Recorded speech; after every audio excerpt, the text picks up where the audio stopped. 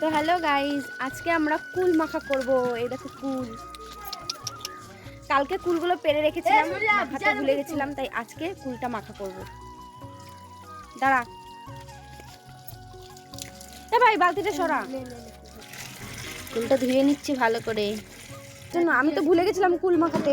এ বলছে পিসি কুল মাখাবা না। কুলগুলো আমাদের ধোয়া হয়ে গেছে, এবার চলো কুলটাকে মাখাই।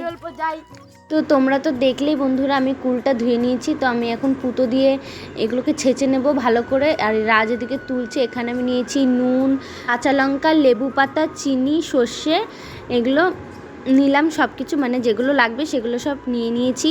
আর এখানে আমি সর্ষে আর কাঁচা লঙ্কা নুন দিয়ে ভালো করে বেটে নেব। আর এখানে দেখো কুলটা আমার সব থেতো করা হয়ে গেছে। এবার আমি ওই বাটাটা দিয়ে দেবো। এবার দেবো নুন পরিমাণ মতো, চিনি পরিমাণ মতো, আর লেবু পাতা যে যেরকম নুন খাও। হ্যাঁ গাই, ধনে পাতা পাচ্ছিলাম না, কাকিদের বাড়ি থেকে নিয়ে এসছে রাজা বেটা।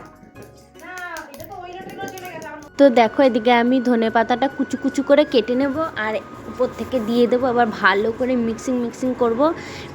মিক্সিং করে তারপরে টেস্ট করা হবে। এই যে আমি বাটিতে তুলছি, রাজকে দিয়ে টেস্ট করাবো। যে রাজ খেয়ে, আমি ওকে জিজ্ঞেস করলাম কেমন হয়েছে সোনা, কেমন হয়েছে?